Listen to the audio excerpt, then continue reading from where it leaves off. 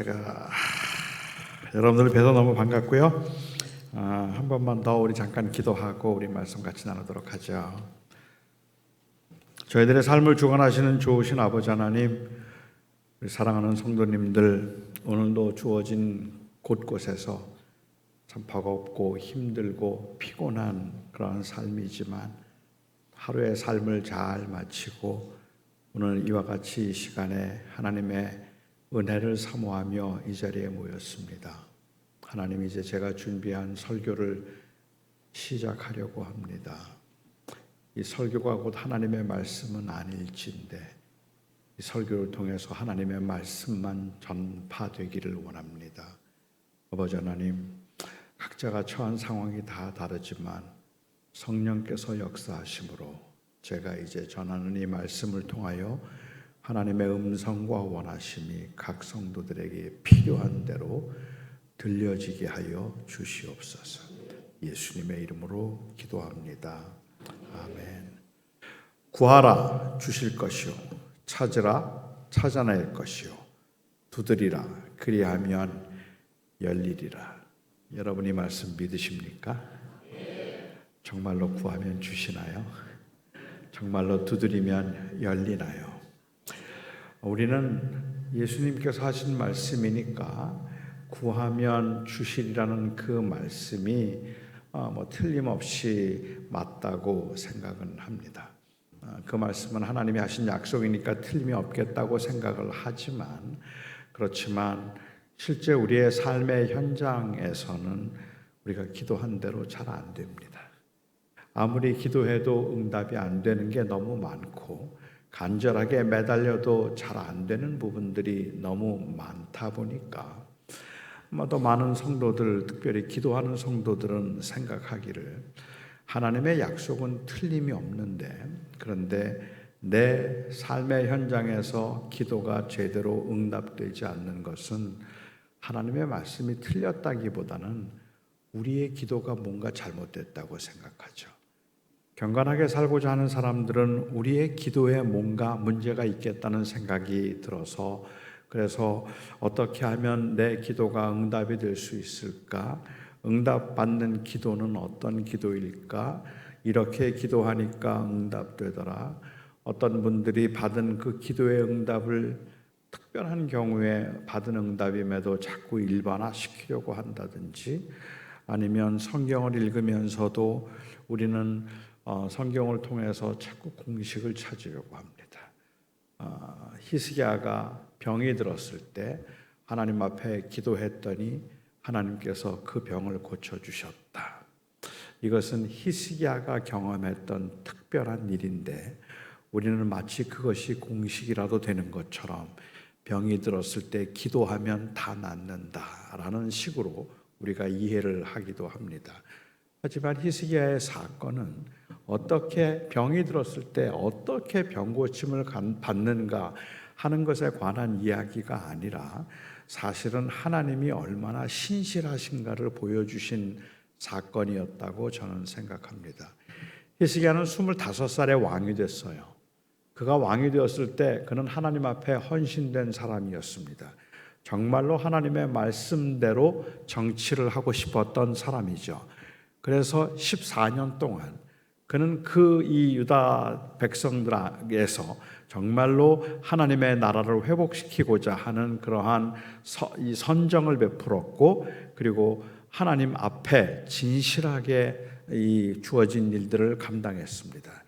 그렇게 열심히 살았는데 정말 하나님 앞에 최선을 다해서 바르게 살았는데, 그런데 39살에 병이 걸렸어요. 39살에 그가 병이 걸리고 난 다음에 이사야 선지자가 그를 찾아와서 말하기를 그 병은 죽을 병이라고 이야기를 했거든요. 이제 곧 그 병 때문에 죽는다는 이야기를 했고, 그 이야기를 듣고 히스기야가 너무 마음이 아파서 하나님 앞에 통곡을 하면서 기도합니다. 아마 그는 그렇게 말했겠죠. 내가 지난 14년 동안 어떻게 하나님 앞에 살았는지 하나님 아시잖아요. 그러니 제 병을 좀 고쳐주십시오라고 기도를 했겠죠. 정말 기가 막히게 하나님께서 그 히스기야의 기도를 들으셨습니다. 이사야 선지자가 그 병은 죽을 병이라 내가 곧 죽을 것이라고 그렇게 말하고 성 밖을 나가기 전에 하나님의 말씀이 이사야 선지자에게 임했습니다.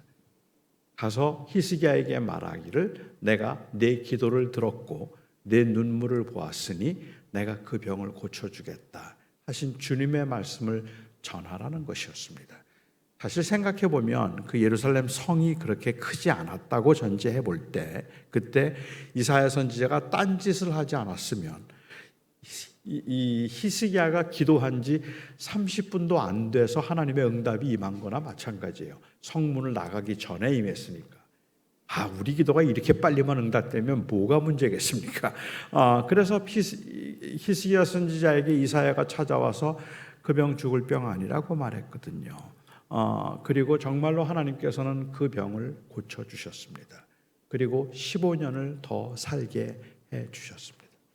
54살에 그가 죽을 때까지 15년 동안 살았는데, 그런데 히스기야의 생애를 둘로 나눠서 생각해 보면 그가 병이 들기 전에는 정말 하나님 앞에 헌신된 사람으로 살았는데 병이 고침받고 난 15년 동안에는 그는 그렇게 대단한 인물이 아니었습니다.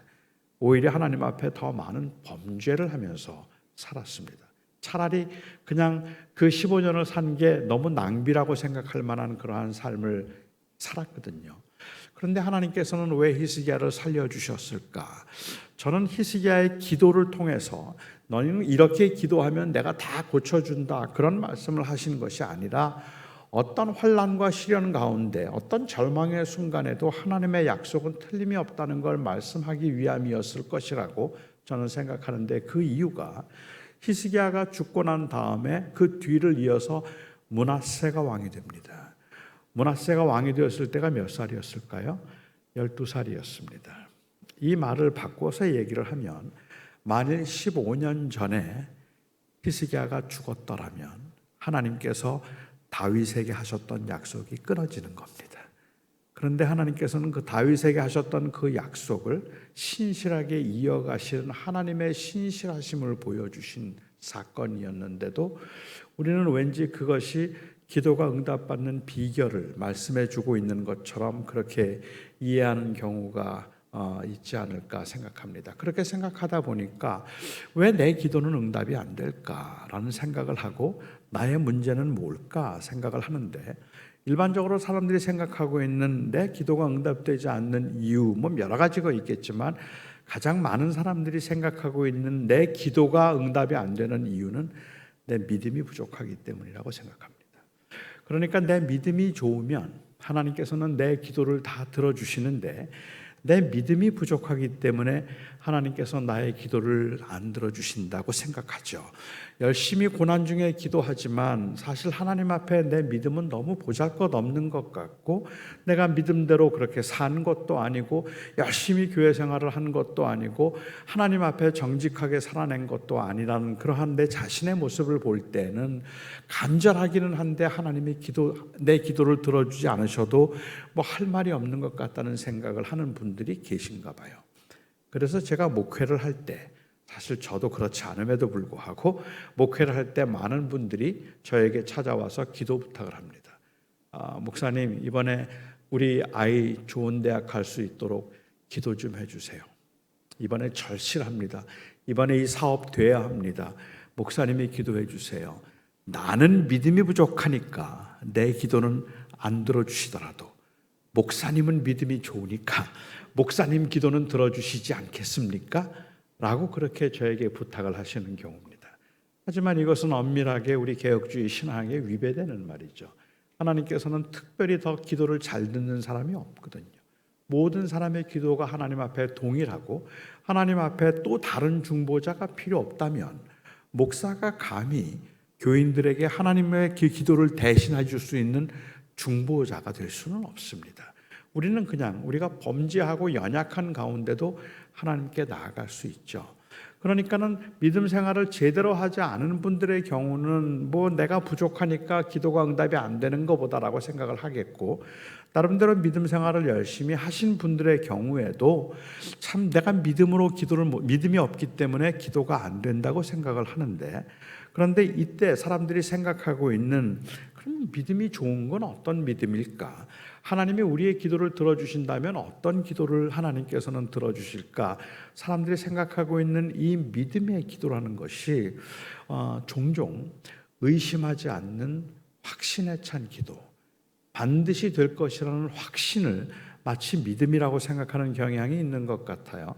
그래서 믿음의 반대말을 의심이라고 생각하는 거죠. 사람들이 이렇게 생각하게끔 하는데 영향을 준 성경 구절이 있다면 야고보서 1장 6절 말씀일 겁니다. 너희는 믿음으로 구하고 조금도 의심하지 말라. 의심하는 자는 바람에 밀려 요동하는 물결과 같으니 두 마음을 품은 자로서 정함이 없는 자로다. 이러한 자들은 무엇이든지 주께 구한 것을 얻을 줄로 생각하지 말라. 그러니까는 주님 앞에 기도한 것을 반드시 얻기 위해서는 의심하지 말아야 되고 믿음으로 구해야 한다라고 이야기를 하고 있죠. 그런데 이 말씀을 저는 많은 사람들이 심각하게 오해하고 있다고 생각합니다. 여기에 지금 야고보 사도가 말하고 있는 것은 조금도 의심하지 않고 반드시 될 것이라는 확신을 믿음이라고 부르고 있는 건 아니기 때문에 그렇습니다. 아마도 이 1장에 있는 말씀들은 고난 중에 있는 성도들에게 하신 말씀인 것 같아요. 당시에 고난 중에 있는 성도들, 특별히 이 가난함 때문에 고난 중에 있던 성도들에게 1장 말씀을 하시면서 말씀하시기를 너희가 고난 중에 있을 때 후히 주시고 꾸짖지 아니하시는 하나님 앞에 뭘 구하라고 했죠? 지혜를 구하라고 했어요. 그러니까는 고난 중에 있으면 지혜를 구하라. 그런데 지혜를 구할 때 조금도 의심하지 말고 믿음으로 구하라 라고 이야기를 하거든요. 그러니까 이미 내가 이 처해 있는 상황에서 우리는 무엇을 구해야 할지가 이미 결정되어 있는 거죠. 고난을 당하고 나면 괜찮을 줄 알았는데요, 고난을 당하고 나면 우리는 모두가 다 혼란스럽습니다. 왜 내가 이런 고난을 당해야 하는 건지, 이 고난 가운데 나는 어떻게 해야 되는 건지, 도대체 이 힘들고 버거운 시간을 통해서 하나님이 원하심이 무엇인지 아무것도 알 수가 없고 혼란스럽기만 하고, 어찌하여서 의인들은 고난을 당하고 악인들은 형통하는가, 이게 도저히 이해가 되지 않아서 모든 게 다 혼란스러울 때 나는 그래도 나름대로 열심히 하나님을 섬기려고 했는데 어찌하여서 내 인생에는 이렇게 버거운 일들만 있는가라는 그러한 그 생각들이 들 때, 그때 야고보 사도는 말하기를 지혜를 구하라고 얘기하죠. 그런데 하나님 앞에 그 지혜를 구할 때 조금도 의심하지 말라. 뭘 의심하지 말라는 말일까요? 하나님은 내 기도를 다 들어주셔서 반드시 내가 원하는 것들을 들어주실 것임을 의심하지 말라는 이야기라기보다는 오히려 13절 14절에서 그 하나님을 설명하는 것을 보면 하나님의 선하심을 의심하지 말라는 거죠. 그러니까 내가 구한 건 반드시 될 것이라는 확신을 이야기하는 것이 아니라, 여기서 말하는 믿음이라는 것은 하나님은 그 상황에서도 선하시다는 걸 의심하지 말라는 겁니다. 고난을 당하고 나면 하나님께 버림받은 것 같아요. 그렇게 하나님께 버림받은 것 같을 때 하나님이 당신을 사랑한다는 것을 조금도 의심하지 말라. 의심하면 모든 게 다 무너져 버리기 때문에 그렇죠. 하나님은 우리가 처해 있는 이 절박한 상황에서 그냥 단순히 우리의 마음이 얼마나 통일되었는가, 정신 통일되어서 된다 반드시 될 것이라는 확신의 마음을 하나님께서 기대하시지 않는단 말입니다. 우리는 우리의 그 고난의 현실에서 끊임없이 의문을 갖습니다. 왜 이런지 힘들기도 하고, 때로는 정말로 내가 뭘 잘못해서 하나님이 이러는가 싶어서 하나님이 날 떠난 것 같은 그러한 그 상황에서 하나님의 선하심을 의심하지 말라는 말이죠. 어느 할머니가 교회에서 목사님 설교를 듣고 은혜를 받으셨어요. 그날 목사님의 설교 내용이 겨자씨만한 믿음만 있어도 이 나무더러 뽑히어서 바다에 던지우라 하면 던지우리라 하는 그 말씀이었어요. 이 말씀을 듣고 할머니가, 순수한 믿음을 가진 이 할머니가 은혜를 받았습니다. 그래서 그날 집에 돌아가서 기도를 하기 시작했어요. 집 앞에 사과나무가 하나 있는데 이 사과나무가 전경을 가려서 불편한 거예요. 그래서 그날 기도하기를 저 사과나무가 앞들에서 뒤뜰로 옮겨지게 해 주시옵소서. 겨자씨만한 믿음만 있어도 이 나무더러 뽑혀서 바다에 던지우라면 던지운다고 했으니까 저 나무가 뽑혀서 이 뒤뜰로 옮겨지게 해 주시옵소서 기도했어요. 그리고 다음날 아침에 나가보았습니다. 나무가 옮겨졌을까요? 그러니까 여러분도 믿음이 없죠. 그렇죠? 안 옮겨졌다고 생각하시는 거잖아요. 안 옮겨졌어요. 옮겨지지 않으니까 이 할머니가 마음에 상처를 받았어요. 아니 내 믿음이 겨자씨만한 믿음도 안 된단 말인가? 도대체 그렇게 기도했는데 내가 얼마나 그동안 믿음 생활을 했는데 겨자씨만한 믿음만 있어도 나무가 옮겨진다고 했는데 왜 이 나무가 옮겨지지 않았지? 목사님을 찾아가서 따졌습니다. 목사님, 겨자씨만한 믿음만 있어도 나무가 뽑힌다고 했는데 왜 나무가 뒤뜰로 옮겨지지 않았습니까? 목사님이 잠시 생각하더니 할머니에게 여쭈셨어요. 아침에 일어나서 사과나무를 보러 앞뜰로 가셨습니까? 뒤뜰로 가셨습니까? 앞뜰로 갔죠? 의심하셨군요. 그러니까 응답이 안 되죠. 믿음으로 기도했다면 뒤뜰에서 찾아야지 왜 앞뜰에서 찾습니까? 정말 하나님께서 기대하시는 게 이 정도의 마음, 이런 건가요? 우리는 죽을 지경인데 하나님께서 보고 계시는 것은 내 마음이 얼마나 통일되었는가, 분산되지 않았는가, 의심이 있는가 없는가, 그것을 따져서 응답해 주시는 하나님이라면 전 잔인한 하나님이라고 생각하죠. 오히려 하나님은 우리의 기도를 다 듣고 계시는데 여기에 말하는 믿음이라는 것은 사실은 하나님을 신뢰함을 의미하는 것이고 마음에 의심을 갖는 것을 의미하는 것은 아닙니다. 저는 생후 8개월 됐을 때 소아마비 장애인이 되었습니다. 그리고 평생을 저는 장애인으로 살았습니다. 그러니까 저에게는 이 힘에 대한 열망이 굉장히 컸어요. 어릴 적부터 강해야 된다는 그 의식이 있었고 강하지 않으면 강한 척이라도 해야 된다. 뭐 이런 생각을 하면서 살았거든요. 그러다가 고등학교 2학년 때 제가 예수님을 영접했고 그리고 목사가 되겠다고 헌신했습니다.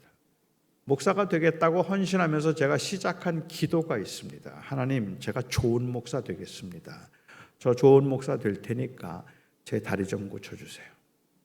제 다리 좀 고쳐주시면 저는 정말 좋은 목사가 되겠습니다. 다리가 약하면, 이 다리가 아프면 제가 목회를 못할 것 같은 거예요.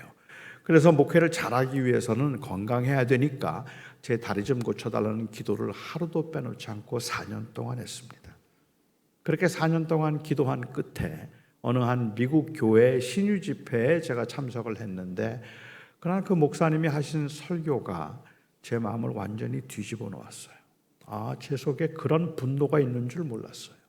목사님이 그날 설교하면서 말하기를 믿음으로 기도하면 무슨 병이든지 다 낫는다는 거예요. 그런데 그 말이 왜 그렇게 섭섭합니까? 왜 이렇게 억울합니까? 그러니까 내가 지난 4년 동안 기도했는데 하나님이 내 다리를 고쳐주지 않으신 것이 내 믿음이 부족해서라고. 그러면 도대체 믿음이 뭔데? 어떤 믿음이 있으면 다리를 고쳐주시는데? 이게 너무 볶여서 제가 예배를 마치자마자 목사님을 찾아갔습니다. 그리고 목사님께 물었어요. 목사님, 진짜 믿음으로 기도하면 무슨 병이든지 다 낫습니까? 그러자 목사님이 말하기를 믿음으로 기도하면 무슨 병이든지 다 낫는다 그래요.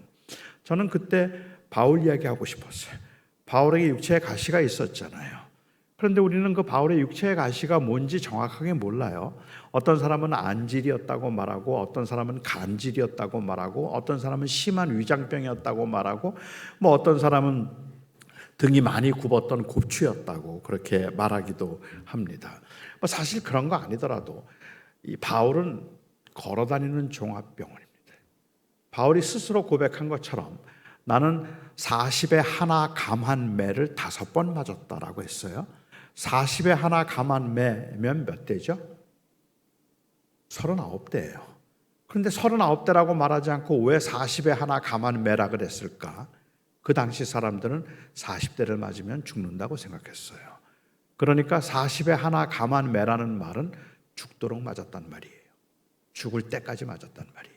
그렇게 5번 맞았으면 온몸이 골병 들었다고 말해도 괜찮겠죠.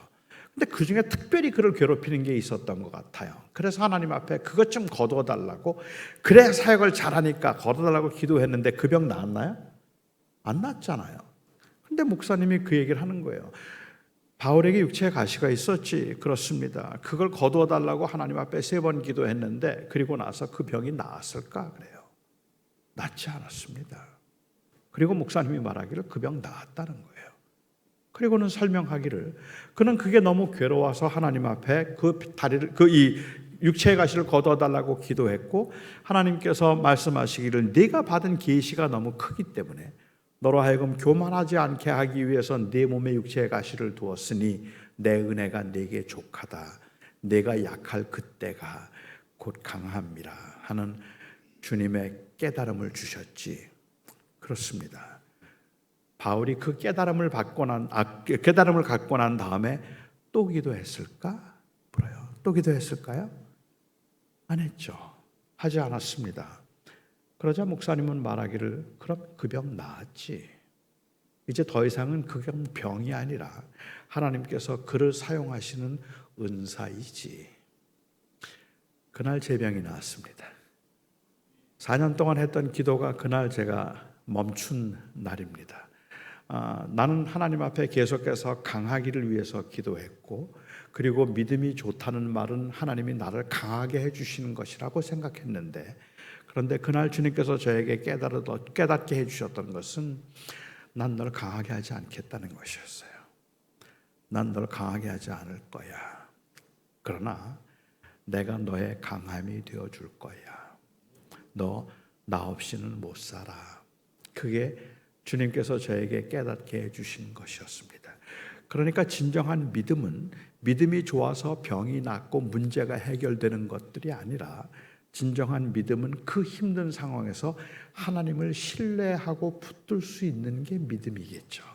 그런데 우리는 자꾸만 내 믿음이 없어서 병이 안 낫는다고 생각을 하고, 내가 믿음이 없어서 강해지지 않는다고 생각하는데, 하나님은 우리를 강하게 하기보다는 우리의 강함이 되기를 더 원하시는 분이십니다. 약함 가운데 기도를 통해서 계속 하나님을 경험토록 하는 것이 하나님의 원하심이라는 말이죠. 어떤 분들은 말하기를 우리의 기도가 응답되지 않는 이유는 우리의 기도가 아직 정성이 부족해서라고 이야기를 해요. 그러니까는 기도의 수가 차야 되는데 아직 기도가 차지 않았기 때문에 하나님께서 응답하지 않으시는 것이라서 열심히 더 기도하면, 그래서 기도의 수가 차면 하나님께서 움직이신다. 지성이면 감천이라고, 우리가 정성을 들여서 계속 기도하면 하나님이 응답하신다라고 생각을 하죠. 이렇게 생각하는데 많은 사람들이 사용하는 성경 구절이 누가복음 18장인 것 같아요. 그 비유 가운데 주님께서는 낙심하지 말고 기도해야 될 것에 관해서 말씀하시면서 그 비유를 말씀하셨죠. 어느 한 마을에 굉장히 못된 재판관이 있었어요. 이 재판관은 진짜 못된 사람이에요. 그래서 억울한 사람들의 사정을 들어주지도 않는 그러한 아주 못된 사람입니다. 그런데 그 마을에 억울한 이 원한이 있었던 과부가 있었어요. 너무 불쌍한 과부예요. 이 불쌍한 과부는 원한이 있어서 너무 억울한 일이 있었기 때문에 자기의 원한을 좀 풀어달라고 이 재판관을 찾아가는데, 재판관이 들은 척도 하지 않습니다. 또 찾아갑니다. 들은 척도 하지 않습니다. 또 찾아갑니다. 들은 척도 하지 않습니다. 왜요? 그는 악한 자니까. 그는 나쁜 사람이니까 안 들어줘요. 그런데 그 너무 답답한 상황에 있던 이 과부가 또 찾아가죠. 그러자 이 재판관이 혼자 생각해요. 내가 하나님을 두려워하지 아니하고 사람을 무시하지만 만일 이 과부의 원한을 들어주지 아니하면 자꾸 찾아와서 나를 귀찮게 할 것이니 내가 들어주리라. 그리고 들어줬어요. 하물며 하늘에 계신 너희 아버지께서 너희의 원한을 들어주시지 않겠느냐. 그러니까 이 비유를 보면 여기에 불의한 재판관을 찾아가서 자꾸만 강청했더니 귀찮아서 들어주었잖아. 이것처럼 우리도 자꾸 찾아가서 강청하면 그러면 하나님이 우리의 기도를 들어주셔. 그렇게 이해를 하고 나면 우리 하나님은 불의한 재판관보다 더 불의해져요. 우리는 3년도 넘게 기도했는걸. 우리는 5년도 넘게 기도했는데요. 그런데 안 들어주시잖아요. 하나님께서 듣지 않으시는 이유가 단지 그냥 기도의 수가 차지 않았기 때문에 그렇다면 이건 너무 억울한 거죠. 저 4년 동안 기도했어요. 그렇지만 여전히 저는 장애 때문에 불편해요. 하나님 앞에 이제는 하나님의 다스림을 인정하며 살기는 하지만 불편해서 서운할 적은 있거든요. 제가 천국에 가서 하나님께 묻는 거예요. 하나님, 저 사실은 다리만 고쳐주셨으면 제가 정말 펄펄 날면서 목회했을 텐데 그때 제가 4년이나 기도했는데 왜 안 들어주셨습니까? 제가 하나님께 묻죠. 만일 근데 하나님께서 그때 말씀하시기를 그거 나도 사실은 너무 안타까웠어. 내가 4년을 기도하더니 그냥 그만하더라.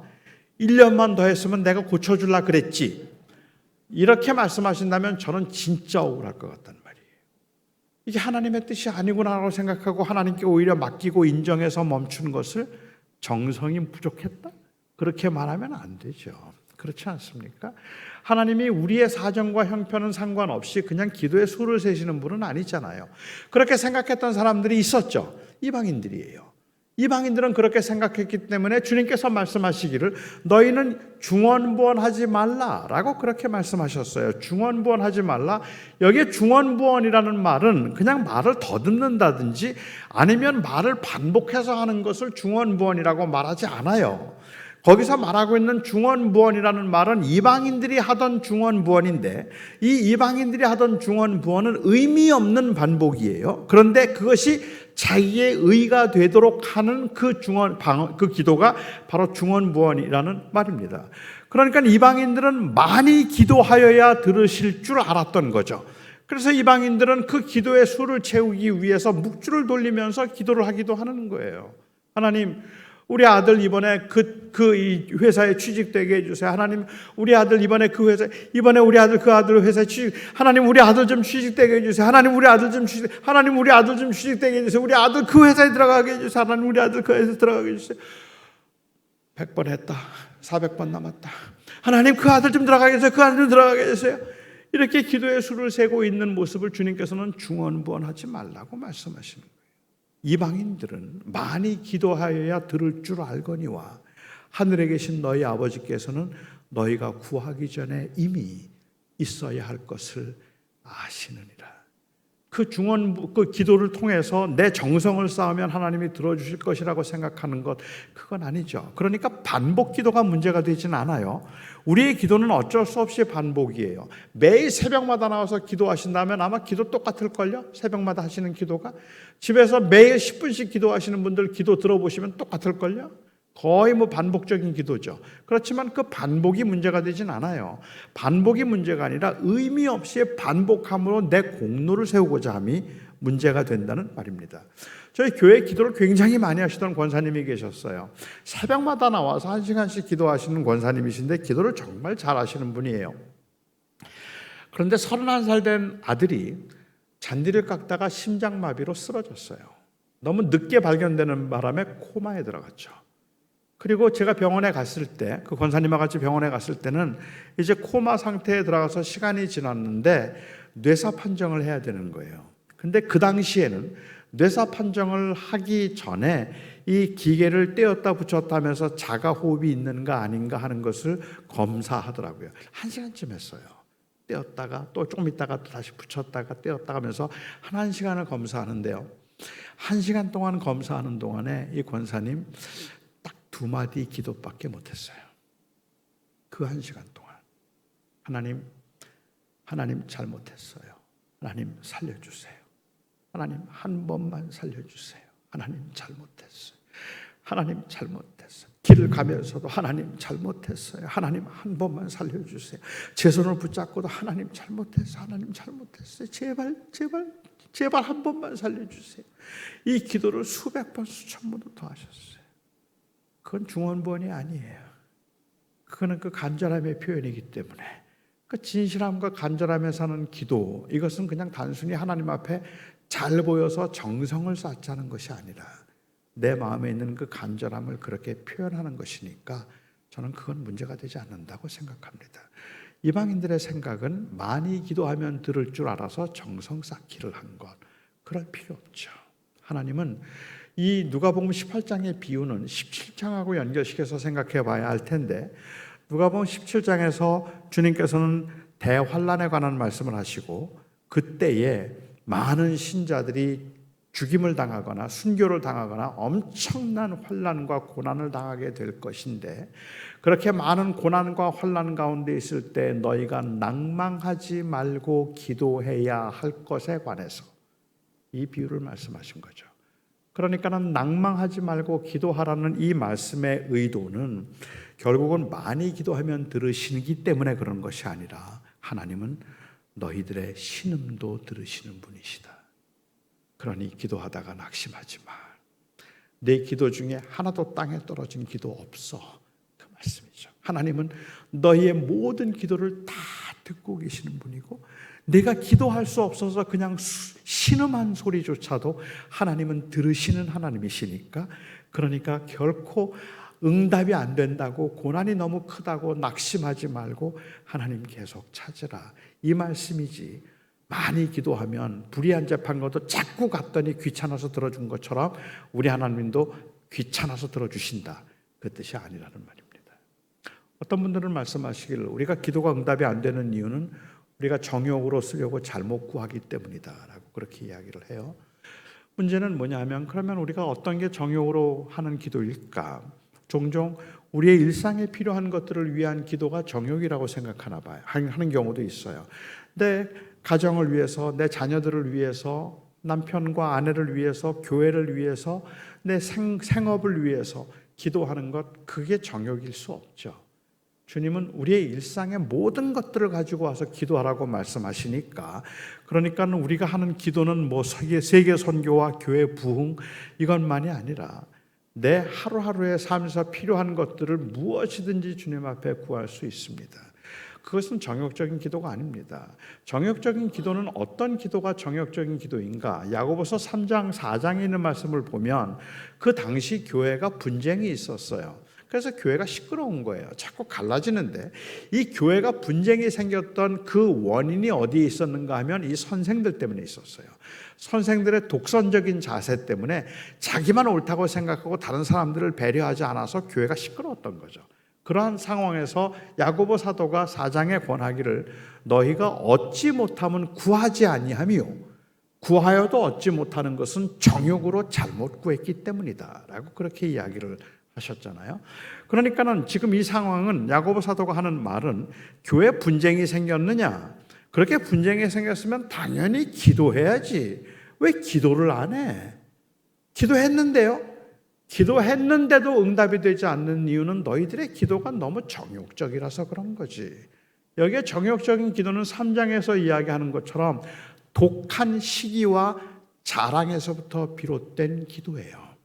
다시 말하면 나는 옳다고 생각하고 상대방이 틀렸다고 생각하여서 하는 기도, 이게 정욕이죠. 그러니까 우리의 문제는 무엇인가 하면, 항상 기도 속에 나를 돌아봄이 없이 그냥 무조건 다른 사람들은 다 틀렸고 나는 언제나 옳다고 생각하는 그러한 자세에서 하는 기도들은 이게 정욕적인 기도가 되는 거예요. 하나님, 우리 목사님 좀 변하게 해주세요. 우리 장로님 좀 변하게 해주세요. 우리 집사님들도 변하게 해주시고, 하나님 우리 남편도 변하게 해주시고, 우리 아내도 변하게 해주시고, 우리 아이들 좀 변하게 해주세요. 우리 부모님 좀 변하게 해주세요. 이 교회가, 이 나라가 다 변하게 해주세요. 다 문제거든. 그런데 저는 괜찮아요. 그 기도 속에 자기가 포함되지 않으면, 그러면 그 기도가 정욕적인 기도가 되죠. 나는 옳고 저 사람들은 틀렸으니까 옳은 나는 괜찮은데 저 사람들은 다 돌이키게 해 주시옵소서. 그걸 정욕이라고 말하는 거죠. 내가 진정으로 하나님 앞에 진심으로 기도한다면 위로부터 난 지혜는 관용이 있고 양순하며, 그리고 또한 위로부터 난 지혜는 화목하다. 그런데 이 독한 시기와 자랑부터 나온 것들, 그렇다면 자랑하지 말아라. 그건 악한 영에서 비롯된 마귀적인 것이다. 라고 바울은 그렇게 3장에서 설명을 하고 있는 거죠. 그러니까 정욕적인 기도라는 것은 이것은 자기는 옳다고 생각하고 남이 틀렸다고 생각해서 하는 기도이지 일상에 필요한 것들을 위해서 구하는 것, 그것은 아니죠. 제가 한 3, 4년 전에 한국에 와서 어느 교회 집회를 하는데 저는 그 교회가 그렇게 시끄러운 줄 몰랐어요. 교회 분쟁이 있더라고요. 그래서 교회가 갈라져서 싸움이 있는 교회였는데 저는 그걸 모르고 왔었는데 제가 설교를 하기 위해서 올라오라고 하는데 그 반대하는 분들이 밖에 서서 이제 저를 못 들어가게 막 막고 있는 거예요. 저는 어떻게든지 들어오고 난 다음에 예배를 시작하는데 문을 닫고 뒤에 있는 분들은 따로 예배를 하더라고요. 문 밖에서 따로 예배를 하는데 제 설교를 시작하자마자 찬송을 막 부르기 시작해요. 큰 소리로 찬송을 막 부르는데 그 찬송과 가사가 마귀들과 싸울지라 막 이러는데 갑자기 제가 마귀가 돼버린 그런 거예요. 근데 이런 기도들이 다 정욕적이라는 말이에요. 정말로 우리가 하나님 앞에서 하나님의 뜻을 찾고자 함이라면 나는 괜찮고 저 사람 틀렸습니다라는 게 아니라 하나님 내가 혹시 틀리진 않았을까요? 라고 나를 물을 수 있어야 되는 것, 그게 바른 기도겠죠. 야고보서 4장에서 말씀하셨던 정욕적인 기도라는 것은 일상에 필요한 것들을 위해서 구하는 것을 정욕이라고 말하지 않습니다. 그건 뭐든지 할 수 있습니다. 어떤 분들은 말씀하시기를 하나님의 뜻대로 구하지 않으니까라고 얘기를 해요. 너무 정답이죠. 근데 우리의 문제는 하나님의 뜻이 뭔지 모르잖아요. 하나님의 뜻을 알면 얼마나 좋겠어요. 근데 우리가 하나님의 뜻을 모르는데 어떤 분들은 그래서 그렇게 기도해요. 1시간 동안 눈물로 기도해요. 하나님, 우리 가정을 지켜주시고 우리 남편을 지켜주시고 우리 아내를 지켜주시고 하나님께서 우리 교회를 지켜주시고 이 사회를 지켜주시고 하나님 도와주시고 함께해 주시고 1시간 동안 눈물로 기도를 하고 난 다음에 그러고 난 다음에 그 다음에 그러나 내 뜻대로 마옵시고 아버지의 뜻대로 하옵소서. 그런 기도를 들으면 저는 혼자 드는 생각이 그럼 뭐하러 1시간씩 기도했어? 그냥 뜻대로 하세요. 그러면 30초도 안 걸릴 기도를 왜 내가 원하는 걸 다 말한 다음에 뜻대로 하시옵소서 하고 기도했을까? 그런데 저는 그 기도가 굉장히 경건한 기도라고 생각해요. 왜냐하면 내 원함이 있지만 내 마음 깊은 곳에는 내 원함이 아니라 하나님의 원함이 이루어지기를 바랍니다라는 그 소망이잖아요.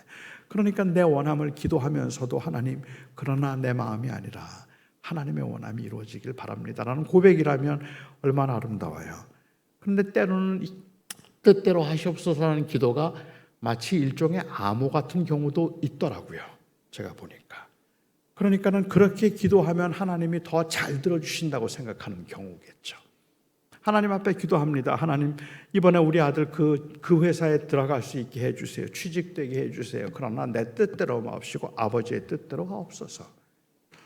아버지의 뜻대로 떨어졌어요. 그러면 주님의 뜻이구나 이렇게 생각하지 않고 훨씬 더 섭섭해요. 내가 뜻대로 하시옵소서라고까지 기도했는데 그런데도 안 들어주시다니 이거 너무 섭섭하다는 생각을 하는 거죠. 이런 경우는 마치 뜻대로 하시옵소서가 하나님 앞에 그냥 잘 보이기 위한 기도인 것 같은 경우라면 그런 건 별로 의미가 없는 거죠. 그렇죠? 제가 오늘 문제 삼고 싶은 건 그런 겁니다. 왜 우리의 기도가 응답이 안 될까? 믿음이 부족해서, 정성이 부족해서, 정욕적으로 구하기 때문에, 하나님의 뜻대로 구하지 않기 때문에 이런 많은 담론들이 있는데 제가 말하고 싶은 것은 왜 하나님이 기도 응답 안 했다고 생각하지? 그 말이에요. 다 들으셨는데, 그리고 그 기도를 따라서 하나님께서 선하게 인도해 가시는데 왜 우리는 우리의 기도를 하나님이 안 들어주셨다고 생각할까? 내 원함대로 되지 않아서 하나님이 내 기도를 안 들어주셨다고 말해도 괜찮을까 하는 거죠. 그 다음에 주님께서 비유로 말씀하시기를 너희가 악한 자식이라도 자식에게 좋은 것을 주지 않겠느냐. 자식이 떡을 달라고 하는데 돌을 줄 아비가 있으며 자식이 생선을 달라고 하는데 뱀을 줄 아비가 있겠느냐. 악한 자라도 자식에게 좋은 것을 줄 알거든 하물며 하늘에 계신 너희 아버지께서 너희에게 좋은 것으로 주시지 않겠느냐 말씀하셨죠. 당시 팔레스틴 지방의 돌과 떡이 좀 비슷하게 생겼대요. 둘 다 거무틱틱하고 둘 다 둥그스레하고 둘 다 딱딱해요. 그러니까 아주 어린 아이의 경우에 있어서는 그게 돌인지 떡인지 식별이 안 되는 경우도 있어요. 어른들이라면 누구나 알지만 만약에 자식이 배가 고픈데 떡을 달라고 하면 그 자식에게 떡을 줄까요? 돌을 줄까요? 당연히 떡을 주죠. 그렇죠? 그런데 만일 자식이 몰라서 배가 고픈데 돌을 달라고 하면 어떨까요? 돌을 달라고 하면 그 자식이 돌을 달라고 하는데 돌을 줄 아비가 있을까요? 이 아이는 그게 떡인 줄 알고 달라 그러는 거예요. 그러니까는 떡을 달라고 하는데 돌을 줄 아비가 있겠느냐? 이 말은 그게 떡인 줄 알고 돌을 구한다면 돌을 줄 아비가 있겠느냐? 있을까요? 그런 아버지 있을까요? 있어요. 있어요. 저 같은 아버지예요. 저는 제 자식이 돌을 달라고 하면 저는 돌을 줬어요. 우리 딸은 제가 신학교에 있을 때 태어났어요. 그러니까 신학교에 있을 때 태어났기 때문에 저는 그 딸하고 너무 많은 좋은 추억이 있어요. 같이 이 산책도 하고 자기 전에 항상 성경 읽어주고 항상 기도해주고 항상 책 읽어주고 같이 보냈던 시간이 너무 많아요. 너무 좋은 추억을 가지고 있죠. 근데 우리 아들은요, 우리 큰아들은 제가 개척하고 1년 반 있다가 태어났어요. 개척하고 1년 반 있다가 태어났는데 그 당시 이민교회에서 개척한 개척교회가 얼마나 바빴는지 저는 그 아이 자기 전에 기도해 준 기억이 없어요. 저는 그 아이에게 성경을 읽어준 기억도 없어요. 그 아이가 잘 때 저는 나왔고 집에 들어가면 그 아이는 자고 있었어요. 그러니까는 저로서는 우리 아들에 대해서는 항상 미안한 마음이에요. 저는 좋은 아버지가 아니거든요. 그 아이와 함께 시간을 보낸 적이 없으니까. 그러니까 저는 제 아이에게는 좋은 아버지가 아니죠. 그런데 좋은 아버지가 아니면서도 좋은 아버지라는 말을 너무 듣고 싶었어요. 우리 아들이 나를 제발 이해해주고 좋은 아버지라고 불러줬으면 좋겠다는 마음이 너무 간절했죠. 어쩌다가 제가 저희 아들과 함께 이 쇼핑을 가면 그러면 제 아들이 저한테 얘기를 해요. 아빠, 아이스크림 먹고 싶어요. 이 말이 저한테 얼마나 좋은 말인지 몰라요. 아이스크림? 그럼 내가 아이스크림 사줘야지. 그리고는 아이스크림 파는 곳에 가서 저희 아들에게 말하죠. 네가 먹고 싶은 거 있으면 뭐든지 다 골라. 내가 다 사준다. 뭐든지 다 골라. 우리 아들이 정말 그리고는 아이스크림을 원하는 대로 골라요. 저는 다 사줍니다. 그리고 아빠 빵. 그럼 빵 사줘야지. 그리고는 또 빵 파는 곳에 가서 뭐 먹고 싶은데 한번 골라봐. 내가 다 사줄게. 이것저것 막 고르죠. 다 사줍니다. 그렇게 다 사주고 나오면서 우리 아들이 하는 말, 제가 제일 듣고 싶었던 말. 아빠가 최고야. 엄마는 안 사줘. 이 말을 들을 때 그래, 바로 그거지. 저는 그 말이 듣고 싶었거든요. 그리고 제가 집에 돌아가면 제 아내가 난리가 납니다.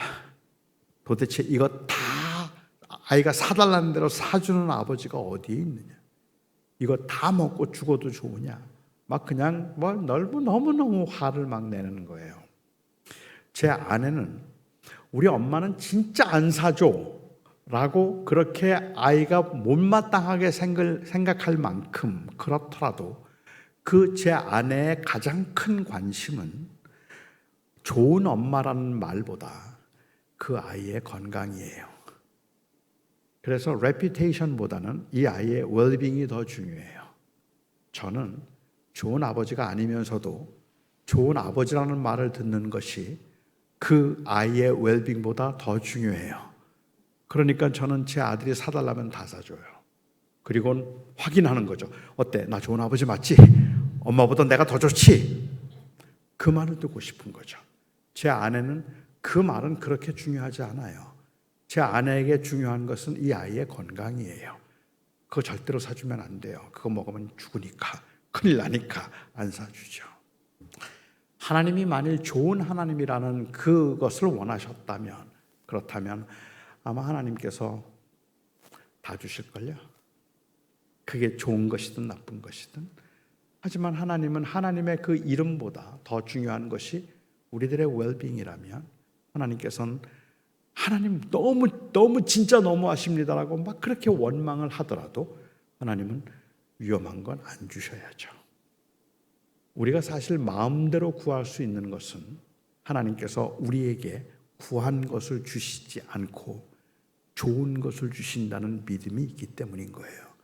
만약에 하나님이 우리에게 구한 대로 주신다면 아마 여기에 계신 분들도 감히 입 열어서 기도 못할 겁니다. 왜요? 우리는 뭐가 좋은지 몰라요.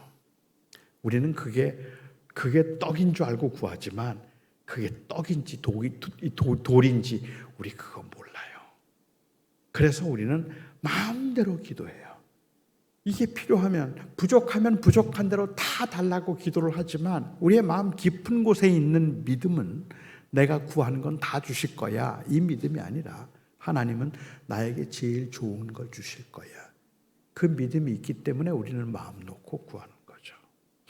좋은 아버지라면 만약에 구하지 않으면 줄까요? 안 줄까요? 좋은 아버지라면 배가 고픈데도 떡을 달라고 하지 않으면 줄까요? 안 줄까요? 줘야죠. 주어야 좋은 아버지죠. 그렇죠. 안 구한다고 안 준다면 그렇다면 좋은 아버지라고 부를 수 없겠죠.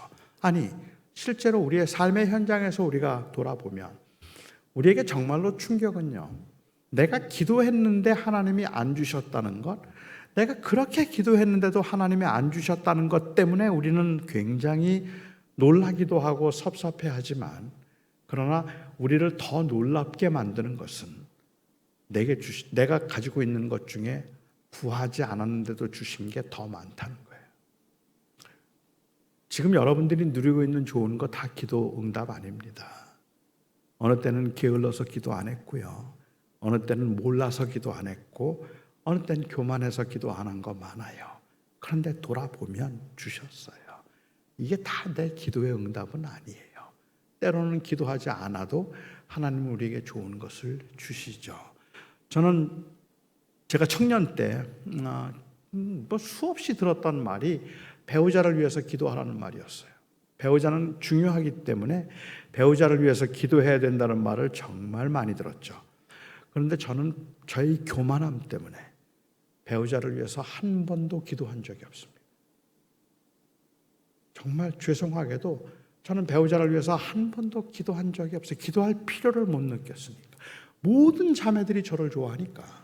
그러니까 제가 기도할 필요가 없는 거예요.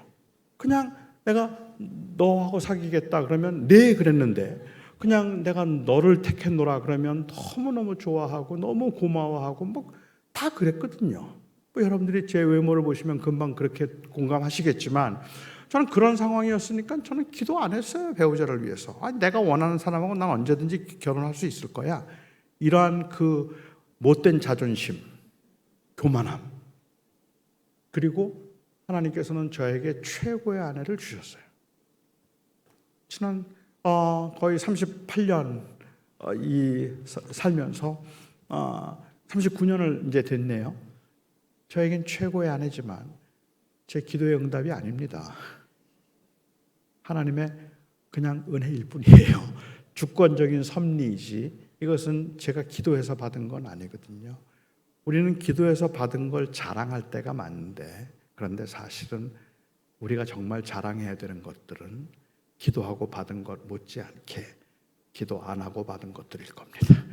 나는 기도한 적도 없는데 기도할 만큼도 그렇게 간절하지 않았음에도 하나님은 너무 돌아보면 다 주셨네 하는 생각. 그래서 바울이 이 빌립보서에서 기도한 것처럼 돌아보면 하나님은 우리의 원함은 들어주지 않으셨는데 그런데 우리의 필요는 다 들어주신 것을 우리가 알게 되죠. 내 원함은 때로는 그게 욕심일 수도 있기 때문에 때로는 그게 위험한 것일 수도 있기 때문에 내 원함대로 응답하지 않으셨지만 필요에 따라서 그 필요를 채우시는 하나님. 나의 필요를 다 채워주셨구나. 부족해서 기도 안 할 때에도 하나님은 주셨구나 하는 것을 우리는 경험하게 되죠. 자, 이제 제가 문제에 좀 빠졌습니다. 그죠? 기도에 관한 이야기를 하면서 하나님 앞에 떡을 달라고 하면 떡을 주시고 돌을 달라고 해도 떡을 주시고 안 구해도 떡을 주시고 그러면 왜 기도해요? 그러면 왜 기도해요? 저는 여기에 기도에 대한 오해가 있다고 생각합니다. 예수님께서 무엇이든지 구하라 말씀하실 때 그 기도는 우리의 필요를 채우기 위한 수단이 아니라 하나님을 경험하도록 하기 위한 수단입니다. 그러니까 기도는 나의 필요를 채우기 위한 것이 아니고 기도 안 해도 하나님이 어쩌면 우리에게 필요한 것들은 다 주셨을지도 몰라요. 하지만 기도를 하는 사람들이 누리는 그 아름다운 특권은 기도를 통해서 내가 원하는 걸 얻어냈다는 것이 아니라 내게 주어지건 주어지지 않든 그 기도를 통해서 나는 하나님을 경험했다는 것이에요. 나와 동행하시고 나와 함께 하시는 그 하나님을 경험함, 하나님이 내 걸음을 인도하신다는 것을 내가 확인할 수 있었던 것만큼이나 귀한 건 없죠. 기도는 하나님과의 관계를 확인하고 관계를 누리도록 하기 위한 특권인데 이 기도를 자꾸만 필요를 채우기 위한 수단 정도로 생각을 한다는 말입니다. 내 필요를 위한 수단으로 생각하니까 제가 한 두어 달 전에 미국에서 한 2세, 교포 2세를 만났는데요. 여러분도 혹시 아시는 분 계시지만 우리 2세들 진짜 잘 살아요. 아주 성공한 2세들이 많아요. 굉장히 잘 살거든요. 교회도 잘 나와요. 그런데 소위 말하는 성공한 그 2세가 저한테 그 얘기를 해요. 자기는 뭘 기도해야 될지 모르겠대요. 기도할 게 없대요. 너무 모든 게 다 잘 채워졌는데 뭘 기도해야 될지 모르겠다 그래요. 기도를 단순히 필요의 수단으로 생각하면 하나님 앞에 기도 안 해도 괜찮은 사람들 제법 있어요. 어쩌면 단순히 이 정도의 필요의 수단으로만 생각을 했기 때문에 그렇게 어렵고 그 힘들 때 그렇게 간절하게 매달리고 부르짖고 하나님을 찾고 하나님을 이 하나님 앞과 교제하려고 몸부림치던 사람들 중에 성공하고 잘 되고 난 다음에 기도 멈추는 사람들이 얼마나 많은지 몰라요. 더 이상 기도할 게 없는걸요. 이제 잘 되는데 뭐. 그래서 그냥 감사한 마음은 있지만 기도가 간절해지지 않는 경우들을 저는 너무 많이 봤어요. 이건 기도를 그냥 필요를 채우기 위한 수단으로만 생각하기 때문에, 그리고 그래서 기도를 필요를 위한 수단으로만 생각하면 부자들은 기도할 게 없고 가난한 사람만 기도하고 아픈 사람만 기도하고 건강한 사람은 기도할 게 없다고 말한다면 그러면 그게 주님께서 원하시는 기도이겠는가 말입니다. 아마도 어쩌면 그렇게 생각하기 때문에 잘 풀린 사람들이 기도 잘 안 하는 것 못지않게 어려운 사람들도 요즘은 기도를 잘 안 하더라고요. 해도 안 되니까. 했는데 안 되니까. 그러니까 이제 그 낙심해서 이제 기도 안 한다. 그리고 그 기도의 힘을 잃어버리는 사람들을 너무 많이 봤어요. 예수님께서 우리에게 기도하라, 무엇이든지 구하라고 말씀하실 때 그 이유는 필요를 채우기 위한 수단이 아니라 하나님을 경험하도록 하기 위한 그러한 수단인 거죠. 제가 신학교에 있을 때 저희 신학교 교수 중에 한 분이 닥터 그린웨이라고 하는 분이 계셨습니다. 이 그린웨이는 멕시코의 선교사로 한 12년 동안 사역을 하셨던 분입니다. 그런데 이 그린웨이 선교사님이 교수님이 한 번은 멕시코에서 있었던 일을 저희들에게 말씀해 주신 적이 있었어요. 멕시코에서 선교를 할 때였는데 한 번은 밖에서 누가 문을 두들기더래요. 그래서 나가보았습니다. 10살쯤 되어보는 여자아이가 문 밖에 서 있는데 너무 초라한 모습을 하고 꾀죄죄하기 이를 데 없는 모습으로 두려움에 가득 찬 눈을 하고 그 문 앞에 벌벌 떨면서 서 있는 거예요. 그 모습이 너무너무 불쌍해서 그래서 일단 집으로 들어오라고 했어요. 그리고 그 아이에게 물었습니다. 무슨 일인가 물었더니 이 아이가 조심스럽게 입을 열어서 말하기를 자기 엄마는 자기가 3살 때 죽었고 아버지는 알코올 중독자였는데 술이 취한 아버지가 4개월 전에 자기를 총으로 쏴서 죽이려고 했다는 거예요. 술이 취해서. 너무 무서워서 도망을 나왔어요. 그렇게 집에서 도망나서 지난 4개월 동안 이 동네 저 동네 다니면서 전전긍긍하고 흘러 그 마을까지 왔는데 때로는 쓰레기통을 뒤지기도 하고 때로는 구걸을 하기도 하고 굶기를 밥 먹듯 하면서 정말 4개월 동안 말로 할 수 없는 고생을 하면서 그 마을까지 흘러 들어온 거죠. 그리고 그 집이 선교사의 집이라는 것을 알고는 혹 저녁 한 끼 얻어 먹을 수 있을까 해서 그래서 문을 두들겼던 거죠. 그린웨이가 이 아이에게 저녁 한 끼 줘서 내보낼 수 없었습니다. 그래서 일단은 집에 있으라고, 그 집에 좀 있으라고 하고, 그리고 가족들이 의논을 했어요. 딸이 넷이 있었는데 그 딸들과 아내와 함께 의논을 해서 내린 결론은 이 아이가 괜찮다고 하면 합법적인 절차를 거쳐서 이 아이를 입양하자 하는 것이었습니다. 그리고 마침내 이 아이를 입양하게 되었어요. 이 아이도 좋아했고, 이 아이를 입양한 날 그린웨이가 그 여자아이에게 말했어요. 이제부터 내가 네 아버지야. 네가 원하는 게 있다면 뭐든지 나한테 말해도 돼. 여기 있는 건 다 내가 먹어도 괜찮고, 뭐든지 힘든 일이 있거나 필요한 게 있다면 언제든지 나한테 말해라. 내가 네 아버지다. 이 여자아이는 고맙다고 했습니다. 하지만 이 아이는 단 한 번도 그린웨이에게 무엇을 달라고 말하지 않았습니다. 여러분은 이 아이의 심정을 이해하실 수 있겠습니까? 왜 이 아이가 달라고 하지 않았는지 여러분 이해하실 수 있겠습니까? 어쩌면 그 아버지에 대한 깊은 상처 때문에 여전히 아버지에 대한 두려움이 있었을 수도 있겠죠. 아니, 잘못 구했다가 혹시 쫓겨나지 않을까라는 두려움도 있었겠죠.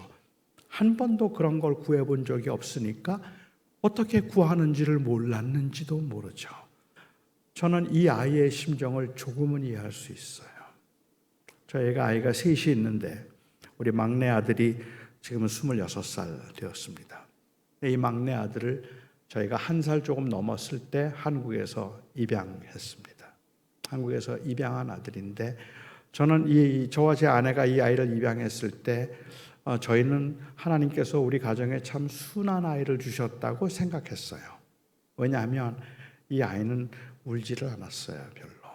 그렇게 말썽을 부리거나 울거나 이러는 일이 없었는데, 이 아이가 3살이 되고 4살이 되도록 말을 못했어요. 자기 표현을 못하는 거죠. 혹시 자폐 아닌가? 혹시 언어 장애가 있나? 검사를 다 받아보았는데 다 괜찮다는데 그런데 말을 잘 표현을 안 해요. 저는 이 아이가 어릴 적부터 한국에 있으면서 이 보모를 3번 4번 옮기면서 그가 배운 일종의 생존 본능일지도 모르겠다는 생각을 했어요. 울면 안 되는 거예요. 자기 말을 자기가 표현하면 안 된다는 생각을 했는지 모르죠. 이 아이가 한 5살쯤 되었을 때 자기 형은 장난이 심해요. 그리고 좀 짓궂어요. 그러니까 동생이 장난감을 가지고 놀고 있으면 확 낚아채죠. 놀자고. 그렇게 장난감을 탁 낚아채면 일반 가정에서는 그날 난리가 나야 합니다. 울고 불고 저를 찾아와서 아빠, 형이 내 장난감 뺏어갔어. 내 장난감 좀 뺏어줘. 저 형 좀 야단쳐줘. 저한테 이르고 울고 불고 그래야 정상인 거예요. 그런데 우리 막내 아들은 자기 형이 장난감을 뺏어가면 이렇게 쳐다봐요. 그리고 방에 들어가서 자기 문을 닫고 그냥 혼자 울어요. 혼자 우는데 한 번도 저한테 도와달라는 말을 안 해요. 한 번도 저한테 도와달라는 말을 안 해요. 그 아이가 언제나 하는 말, 지금까지도 늘 하는 말은 I am okay예요. 너 뭐 필요한 거 있어? I'm okay. 뭐 힘든 거 있어? I'm okay. 언제나 괜찮다 그래요. 자기의 마음을 표현하지를 잘 못하는 편이죠. 한 번은 제가 한국에 나오면서 우리 막내 아들한테, 우리 막내 아들 이름이 명우인데, 명우야, 내가 이번에 한국 가는데 혹시 뭐 필요한 거 있으면 내가 선물로 사다 줄게. 뭐 필요한 거 있어? 우리 아들 특유의 대답, I'm okay, nothing. 아무것도 필요 없대요. 제가 제 아내에게 물었어요. 우리 아들한테 뭘 사다 주면 좋아할까 그랬더니 그 당시에 제 아내가 형도 그렇고 누나도 그렇고 이 아이패드를 가지고 음악을 듣는 걸 보면서 부러워하는 것 같다는 거예요. 저보고 그 아이패드를 하나 사다 주면 아이가 좋아할 거라 그래요. 그래서 제가 한국에서 그걸 사가지고 왔어요. 서프라이즈로 제가 아이에게 줬죠. 깜짝 놀래요. 그리고 그걸 받아가지고 아무 말도 표현을 못하니까 안 하니까 그냥 그러더니 그냥 가지고 들어갔어요. 그날 저녁 밤에 제가 그 아이가 자는 방을 살짝 들어가 보았더니 이 아이가 이 아이패드를 가슴에다가 꼭 껴안고 자고 있어요. 이게 너무 좋아서 이걸 꼭 껴안고 자고 있는데 그게 제 마음을 너무 아프게 만드는 거예요. 아니 저렇게 좋으면 사달라 그러지. 저렇게 좋은 걸 왜 달란 말을 못하지? 그게 좀 속이 상한 거죠. 왜 자기가 필요한 걸 달라 그러지 않을까? 이게 속이 상했어요. 한 10여 년 전에 우리 딸이 동부에서 결혼식을 했습니다.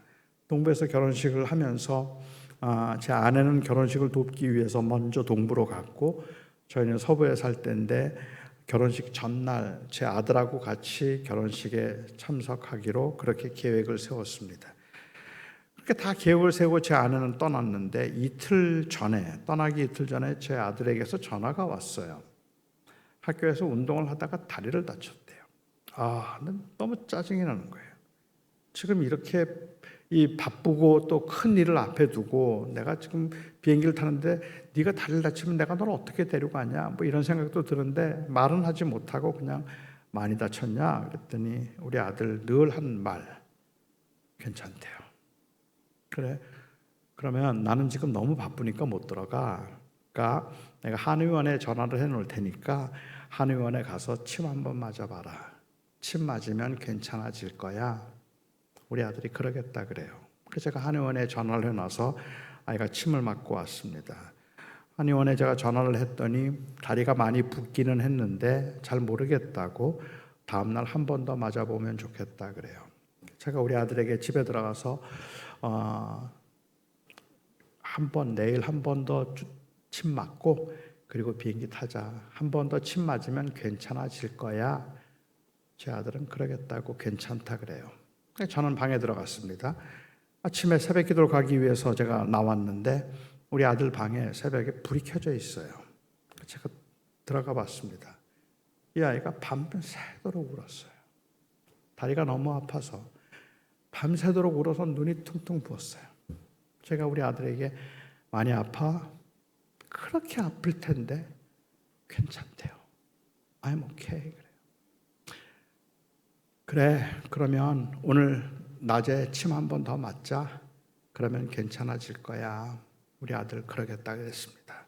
그리고 저는 교회로 나왔는데 마음이 너무 불편한 거예요. 결국 집으로 갔죠. 그리고 그 아이를 데리고 이머전시 응급실로 들어갔습니다. 응급실에 갔더니 의사 선생님이 진찰을 해보더니 깜짝 놀래요. 많이 아팠을 텐데 어떻게 참았느냐 그래요. 다리뼈가 2개가 부러졌어요. 뼈가 2개가 부러져서 어긋나 있는 그러한 상황이었죠. 근데 그 말을 듣는데 제가 굉장히 미안하더라고요. 내가 이걸 그냥 방치했구나 이런 생각이 들어 굉장히 미안했죠. 치료를 다 하고 그리고 제 차에 이제 태웠는데 우리 아들이 뒤에 타자마자 울어요. 타자마자 울면서 저한테 딱 2마디를 해요. Daddy, 아빠 미안해. 그리고 고마워. 그래요. I'm so sorry and I thank you. 아빠 고마워. 그리고 아빠 미안해. 근데 그 말을 듣는 순간 저도 모르게 제가 소리를 질렀어요. 이놈아! 그럴 땐 미안하다 그러는 거 아니야. 그럴 땐 고맙다 그러는 거 아니야. 뭐가 미안한데?